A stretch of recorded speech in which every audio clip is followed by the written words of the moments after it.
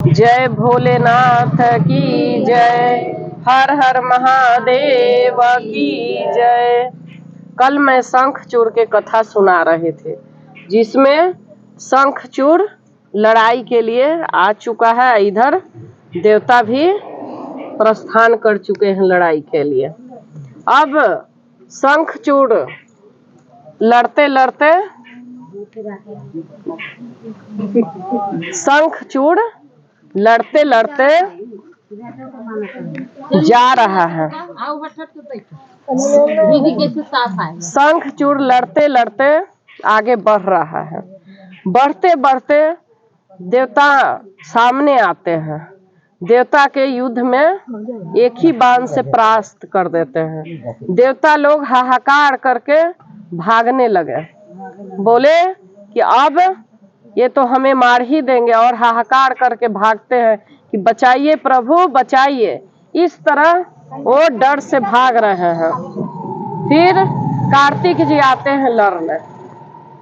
कार्तिक जी आए लड़ने और कार्तिक जी कहते हैं कि मेरे से युद्ध करो, देवताओं से किस तरह से युद्ध कर रहे हो।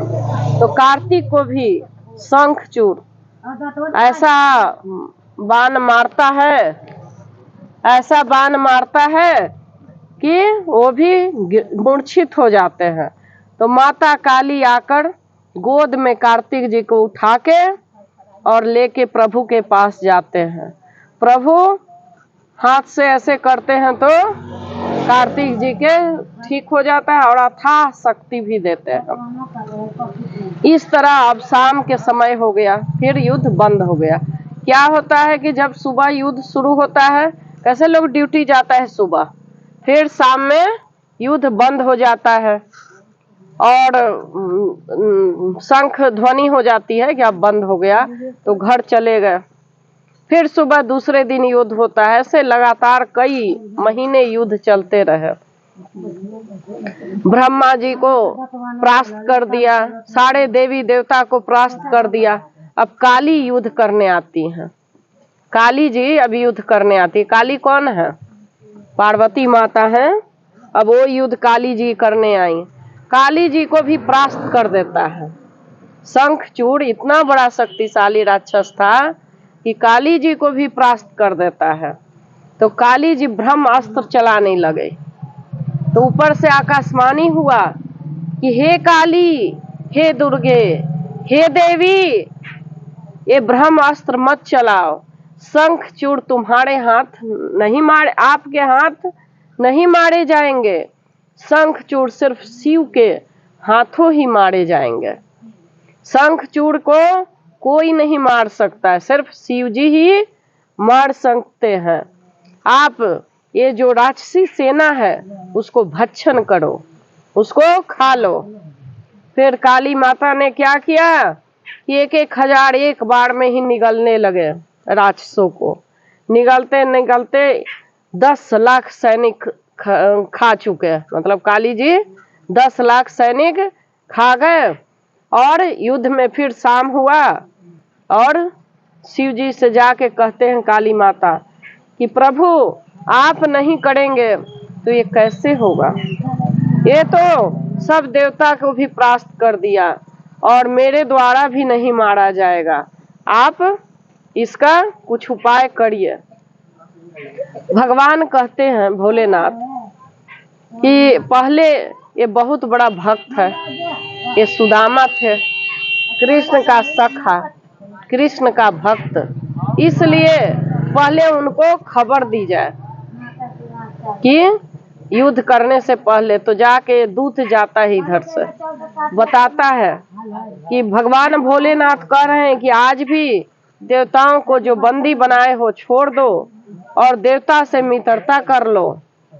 तुम्हें विधि पूर्वक तुम राज्य करो, हमें कोई त्रुटि नहीं है, मतलब कोई तंग नहीं करेंगे। हम लोग लौट जाएंगे और तुम भी लौट जाओ, युद्ध मत करो नहीं तो मारे जाओगे। इस तरह से भगवान संदेश पहुंचाते हैं। शंखचूड़ कहता है कि नहीं, हम युद्ध करेंगे, जाके संदेश दे दो। कायरों की भांति महादेव, कायरों की भांति महादेव क्या चाहता है? मैं महादेव से युद्ध करूंगा। वो अवघरदानी क्या चाहता है, वो भेषधारी क्या चाहता है, मैं उससे युद्ध करूंगा।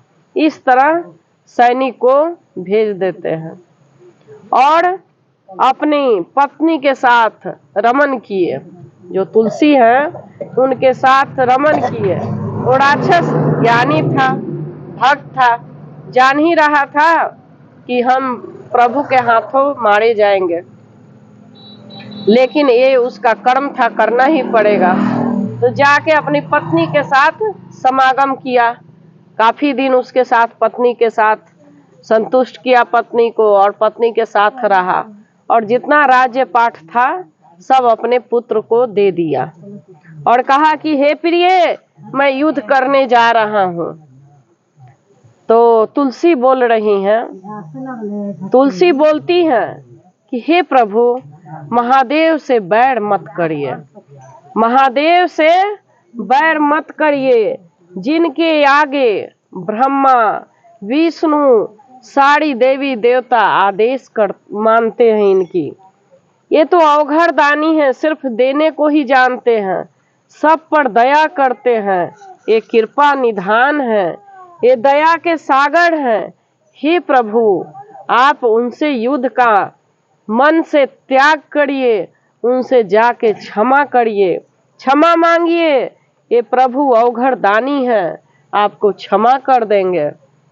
इस प्रकार तुलसी जाने से मना कर रही है, युद्ध करने से रोक रही है। कई स्तुति करती है कि भोलेनाथ जगत पिता है, उनसे युद्ध करना ठीक नहीं, हम सब उनके संतान हैं, उनसे युद्ध करना ठीक नहीं।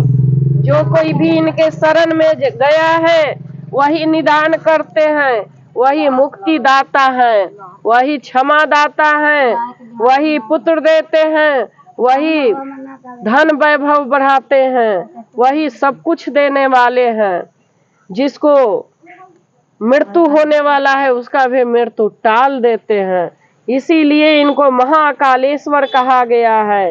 ये सबका मृत्युंजय है, इनको मृत्यु को भी जीत लेते हैं। जिनका मृत्यु भी होना रहता है भगवान उसको भी जीत लेते हैं, उसका भी मृत्यु नहीं होता, इसीलिए इनको मृत्युंजय कहा गया है।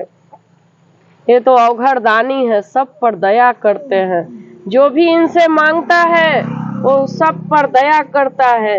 ये अपने भक्त को भी अपने समान ही समझते हैं, भक्त की भी वाणी को ये रक्षा करते हैं, भक्त की भी वाणी को ये रक्षा करते हैं और उसकी वाणी को भी लाज रखते हैं और कृपा करते हैं। ये तो बहुत ही दयालु हैं, अंतर्यामी हैं, जिस पे ढड़ जाते हैं उसके घर मोतियों से भर देते हैं, उसके घर में धन वैभव की कभी कमी नहीं होता। जो भी शिव की पूजा करता है उसके घर में कभी भी धन की कमी नहीं होती, हर चीज उसकी पूरी होती है।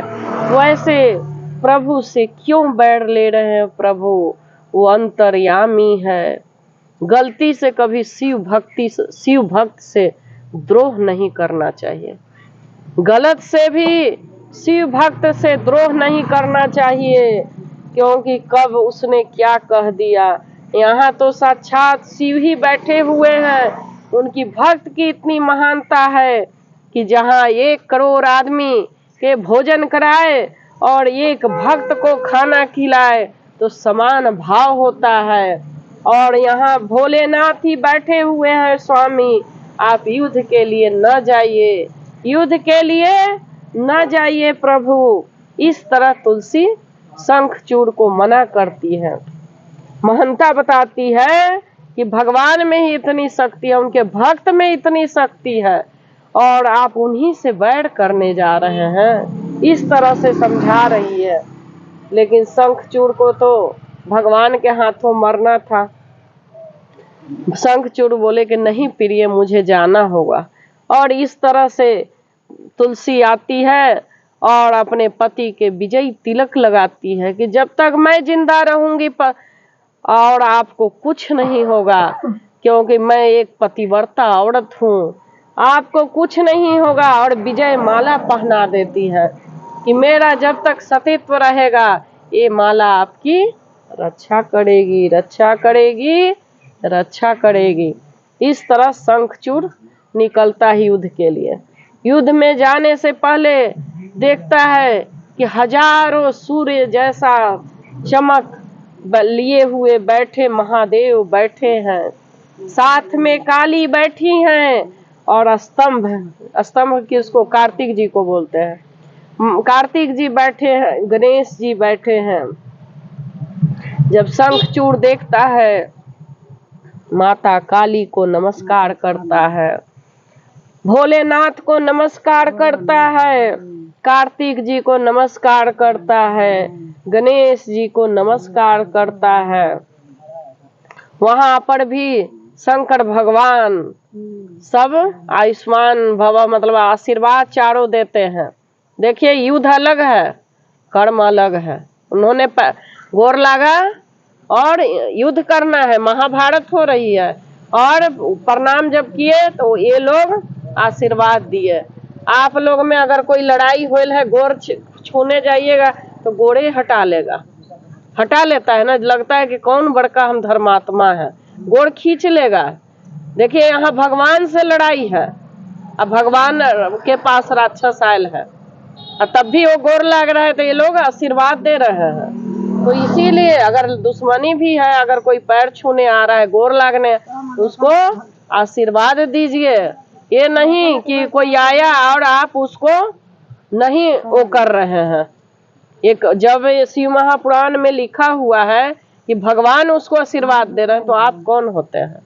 तो इसीलिए अगर कोई दुश्मन के भी बाल बच्चा आता है, पैर छूता है या कहता है प्रणाम मामा, प्रणाम चाची, प्रणाम दीदी, तो आप जरूर उसको आशीर्वाद दीजिए, क्योंकि जब आप तक वो कर रहा है तो उसको देना ही चाहिए। इसी तरीके से भगवान और कार्तिक जी, माता और गणेश जी सब लोग उनको आशीर्वाद देते हैं। भोलेनाथ कहते हैं कि हे शंखचूड़, तुम विष्णु के अनन्य भक्त हो, और ऐसा भक्त कभी न हुआ है न होगा। तुम इस जन्म में राधा के श्राप के अनुसार तुम राक्षस बने हो, और तुम ये मूर्खता त्याग दो, तुम चले जाओ तुलसी के साथ सुख पूर्वक रहो। क्यों युद्ध करना चाहते हो, क्या जरूरत है युद्ध करने की, तुमको तो ज्ञान है, तुम इतने बड़े भक्त थे, तुम इतने बड़े भक्त थे, तुम्हें तो ज्ञान हुआ है इस बात की, फिर ये कैसा युद्ध। इस तरह से भगवान भोलेनाथ समझा रहे हैं। लेकिन शंखचूड़ कह रहा है कि नहीं प्रभु, हम युद्ध करेंगे। युद्ध में ही जब कह दिया शंखचूड़ युद्ध करने के लिए, तो भगवान के साथ शंख बज गई और लड़ाइयां शुरू हो गई। देवता दानव लड़ने लगे, काली भक्षण करने लगी, कार्तिक गणेश सब राक्षसों से लड़ने लगे। अब उठे भोलेनाथ महादेव, जो शंखचूड़ से लड़ाई होने लगे। शंखचूड़ से लड़ते लड़ते महीनों बीत गई, 2 महीना बीत गया, 3 महीना बीत गया, ऐसे करके कहते हैं कि 1 वर्ष तक पर्यंत लड़ाई होती रही, लेकिन शंखचूड़ मारा नहीं गया। शंखचूड़ कहते हैं कि हे विष्णु, शंकर भगवान कहते हैं कि हे विष्णु, जाओ इसकी पत्नी के पतिव्रता भंग करो, नहीं तो ये मारा नहीं जाएगा। काली माँ भी बोल रही हैं कि तुलसी की पतिव्रता भंग करो, उसके बाद ये शंखचूड़ मारा जाएगा। माता पिता के आदेश लेके विष्णु जी कहते हैं कि बात तो सही है, एक पतिव्रता औरत की सतीत्व माला पहने हुए है शंखचूड़, उसके अनुसार इसका कभी मृत्यु नहीं होगा, इसका मृत्यु कभी नहीं होगा जब तक इसका औरत का पतिव्रता नष्ट नहीं होगा। इस तरह विष्णु जी शंखचूड़ का रूप लेते हैं और रथ पे सवार होके दुर्बुंदियां बजने लगी, ढोलक बजाने लगे, नगाड़े बजने लगे और राजमहल के दरवाजे पे चलते हैं। राजमहल के दरवाजे पे पहुंचते ही कहा जाता है, जय जयकार होने लगती है कि महाराज जीत के आ गए, शंखचूड़ जीत के आ गए, शंखचूड़ जीत के आ गए। तुलसी आती हैं, पैर पखारती हैं, आरती दिखाती हैं और अंदर ले जाती हैं और अंदर ले जाके पैर धुवन करके आरती उतार के चंदन तिलक करते हैं और उनके साथ समागम करते हैं। जब समागम करके बैठे थे तो पूछती हैं तुलसी कि आप तो युद्ध करने के लिए वर्षों पर्यंत युद्ध कर रहे थे भगवान से, ये युद्ध कैसे खत्म हो गई, आप कैसे बच गए? भगवान को तो कोई बिगाड़ नहीं सकता, फिर आपको कैसे हो सकता है? आप कैसे बच सकते हैं इस चीज में? तो कहते हैं कि हमारे को लड़ाई होते होते भोलेनाथ संधि कर लिए और कहे कि जाओ पुत्र अपने पत्नी के साथ रहो, और हमारी सुलह हो गई, इसलिए युद्ध टल गया और मैं आ गया। इसी बीच तुलसी की नजर पति पर जाता है तो वहां विष्णु को देखती है, बोलती है कि तुम तो पाषाण हो। पाषाण किसे कहा गया है? पाषाण पत्थर को कहते हैं। तुम तो पाषाण की तरह हो जो मेरी सील नष्ट कर दिया। तुम कैसा मूर्ख हो, लोग कहते हैं तू दीनों पर दया करने वाले विष्णु हो। लोग कहते हैं कि तुम्हारे जैसा कोई दया सागर नहीं है, कृपा निधान नहीं है, और तुमने हमारा सील नष्ट कर दिया। तुमने हमारा सील नष्ट कर दिया, तुम पाषाण हो जाओ, तो मतलब तुम पत्थर हो जाओ। और इसी प्रकार तुलसी के श्राप से विष्णु जी पत्थर हो गए। विष्णु जी पत्थर हो जाते हैं और यहाँ पर तुलसी इसी तरह हो जाती है। वियोग में जब भंग हो गया, उधर शंखचूड़ को भगवान त्रिशूल से मारते हैं। शंखचूड़ के भगवान वध कर देते हैं, वध हो जाता है शंखचूड़ के।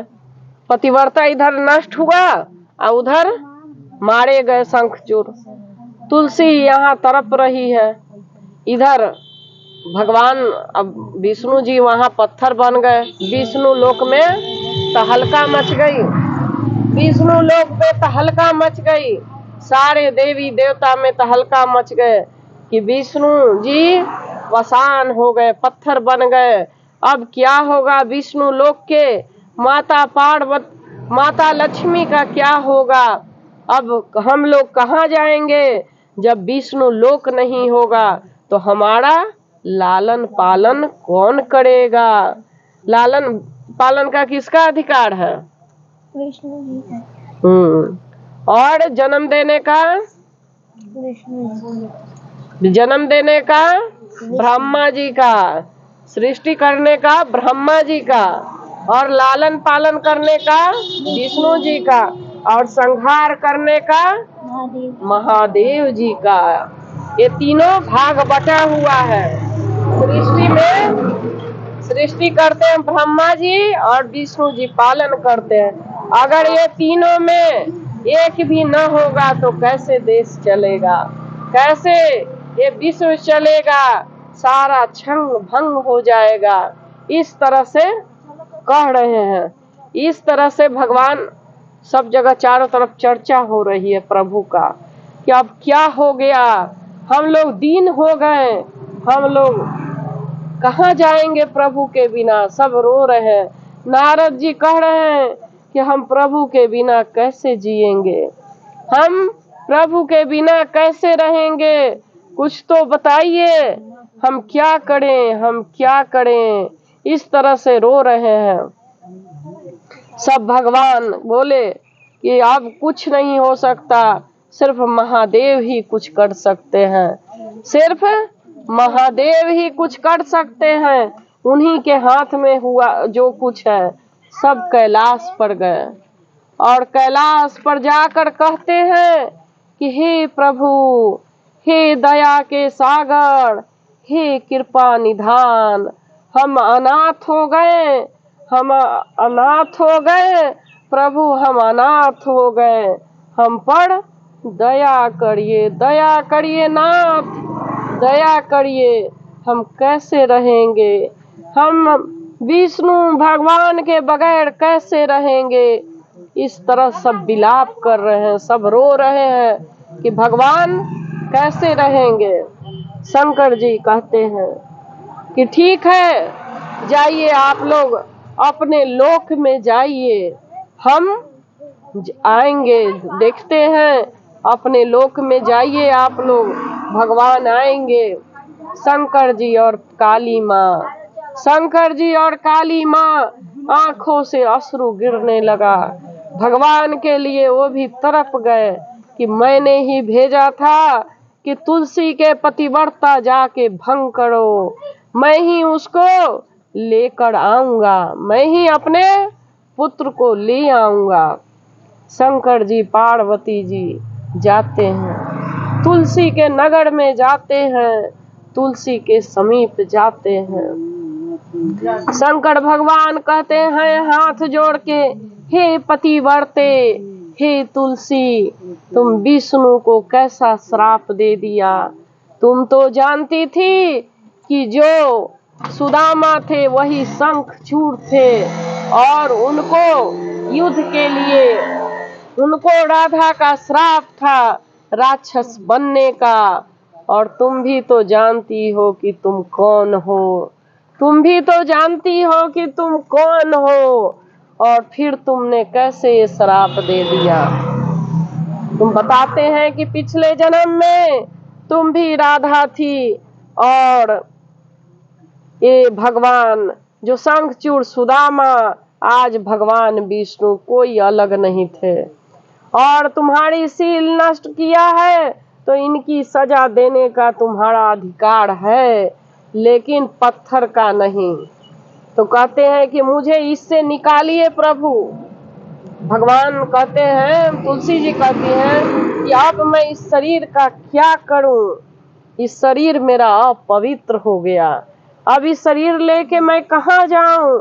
जिस औरत का इज्जत ही लूट जाए, जिस औरत का इज्जत ही लूट जाए, उसके पास क्या रहता है, उसके पास क्या रहता है। वो जग में रुसवाई के सिवा कुछ नहीं होता उसके पास, जग में रुसवाई के सिवा मेरे पास अब क्या रहा जब मेरी इज्जत ही नहीं है। आप ऐसा कुछ निदान बताइए जिससे मुझ पर कृपा हो।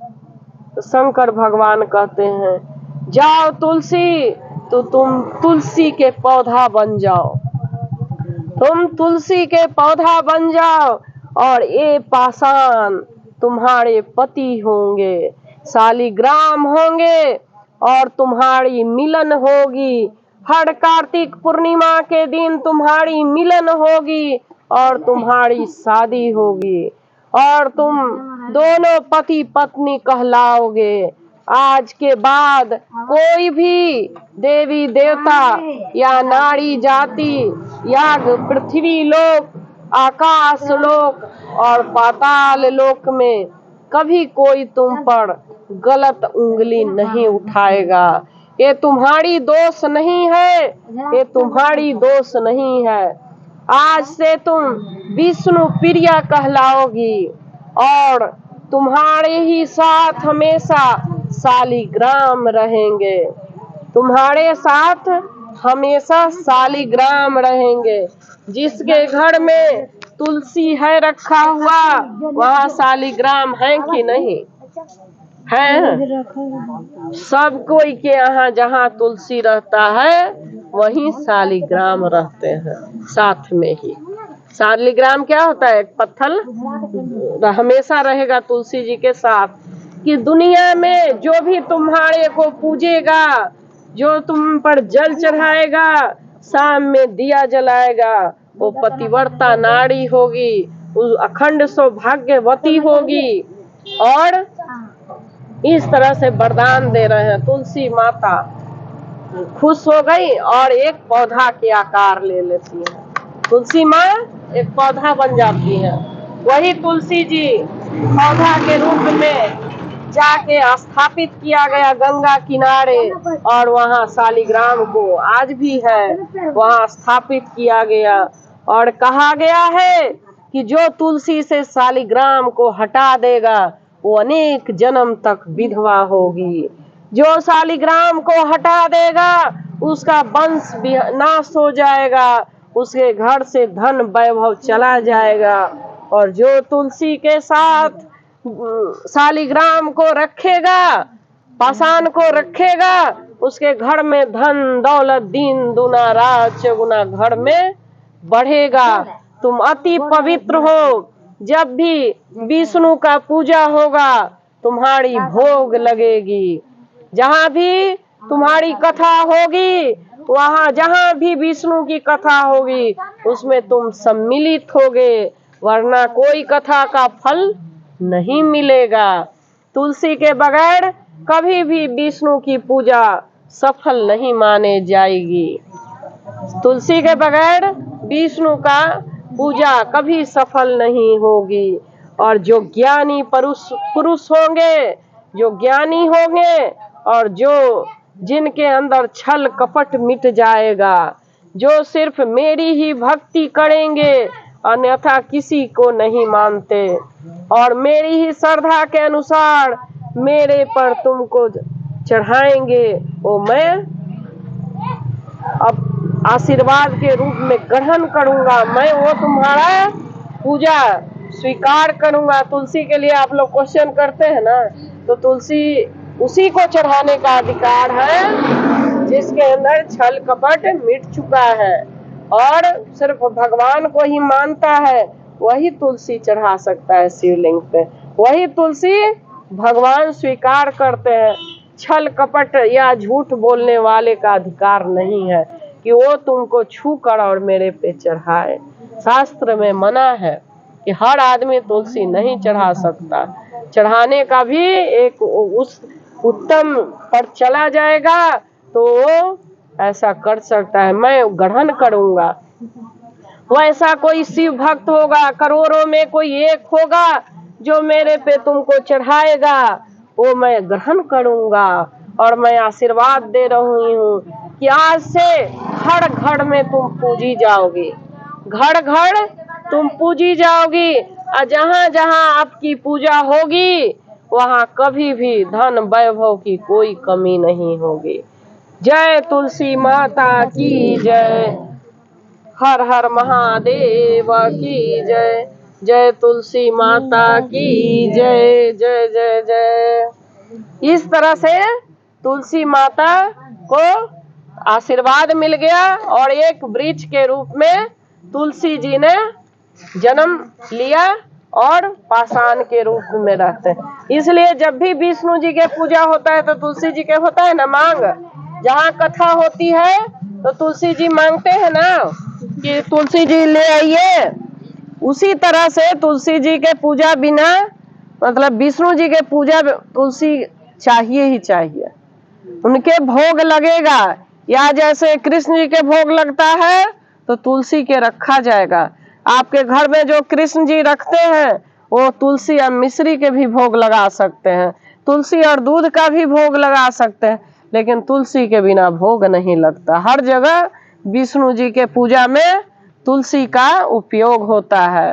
हर हर महादेव की जय। जय भोलेनाथ की जय। मैया पार्वती की जय। हर हर गंगे हर हर गंगे।